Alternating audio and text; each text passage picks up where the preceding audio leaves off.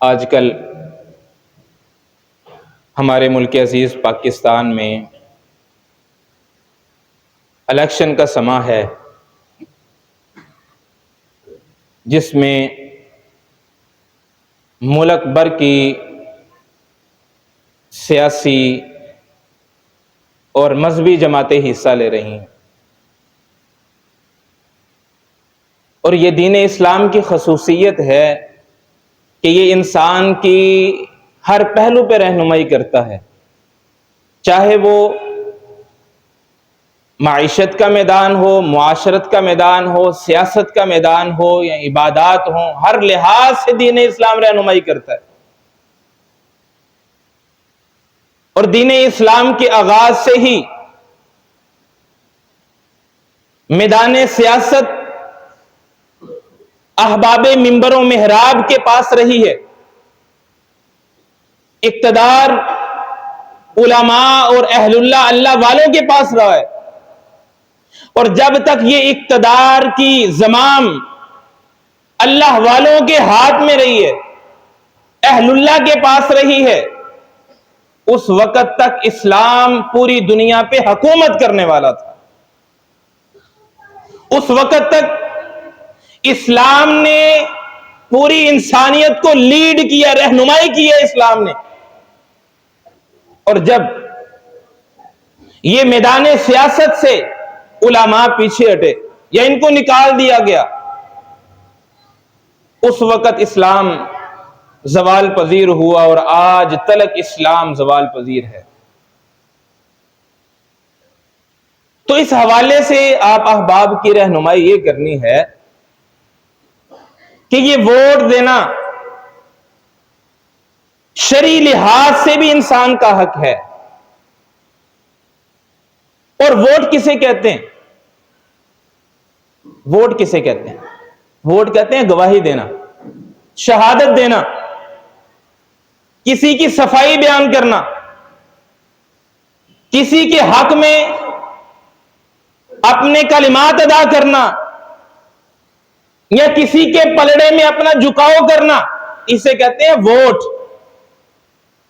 اور ووٹ کی حیثیت کو بیان کرنے کے لیے اللہ رب العالمین نے قرآن مجید فرقان حمید میں آیات مبارکہ کو نازل فرمایا، من یشفع شفاعتا حسنۃ یکن لہ نصیب منہا، جو کسی کی سفارش کرے گا اچھے کام میں، اچھے معاملے میں، اس کی اچھائی دیکھتے ہوئے، بڑا نیک آدمی ہے، بڑا اچھا آدمی ہے، دیندار ہے، امانت دار ہے، یہ مسلمانوں کا خیر خواہ ہے، جو اچھائی پہ کسی کی سفارش کرے گا یقل لہ نصیب منہا، تو قیامت کے دن اس سفارش کا اس کو حصہ دیا جائے گا۔ جس کی اس نے سفارش کی، اس کی نیکیاں، اس کا اجر سفارش کرنے والے کو بھی ملے گا۔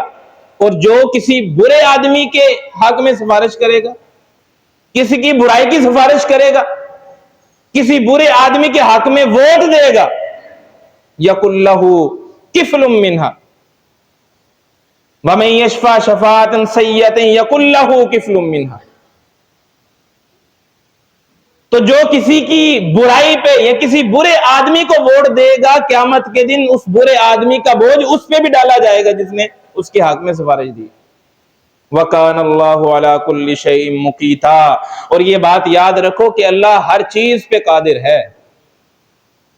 اب یہ ووٹ کی شرعی حیثیت ہے،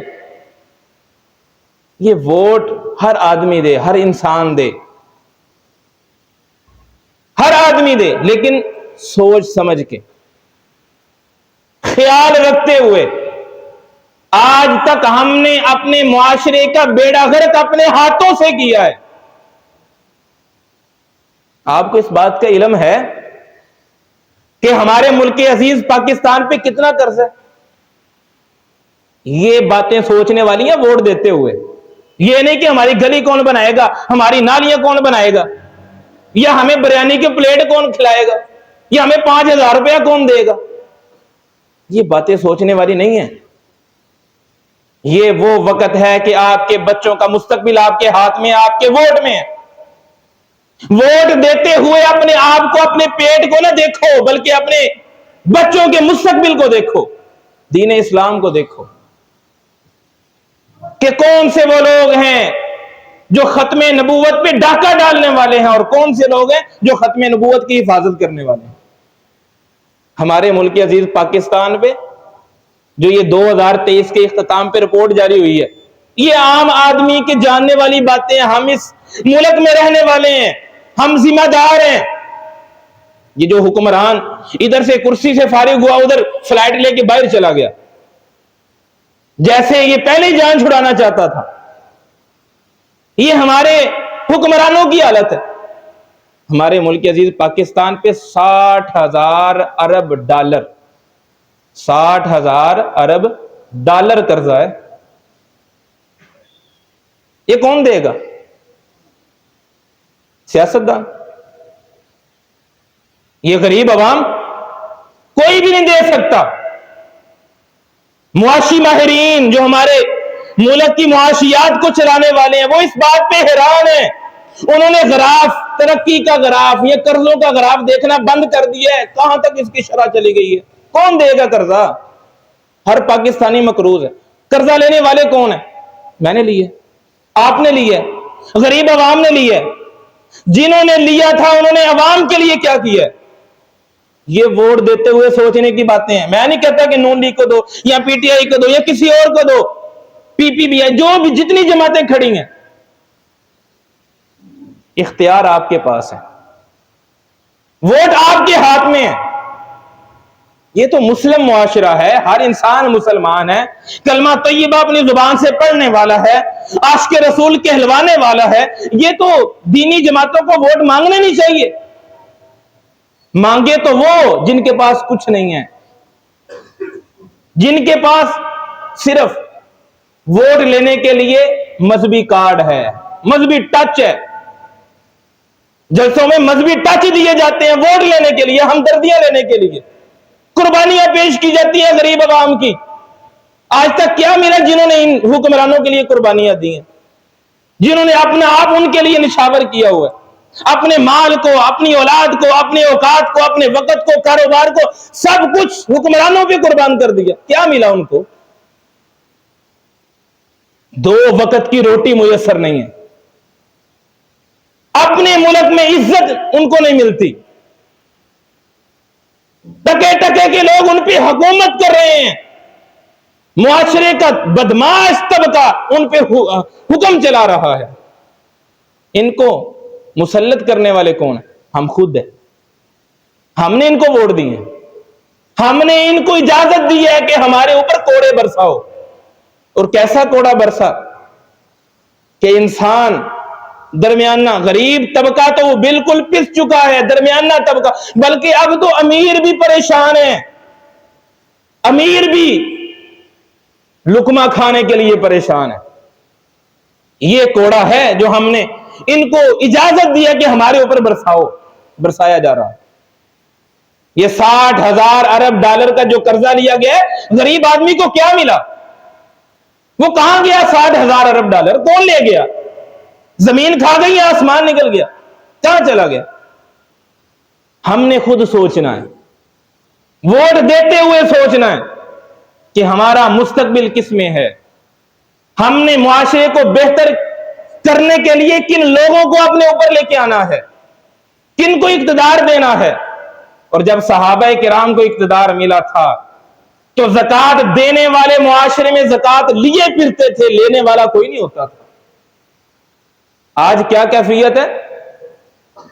قرضہ دینے کے لیے قرضہ لیتے ہیں، سود ادا کرنے کے لیے قرضہ سود پہ لیتے ہیں، یہ کیفیت ہے۔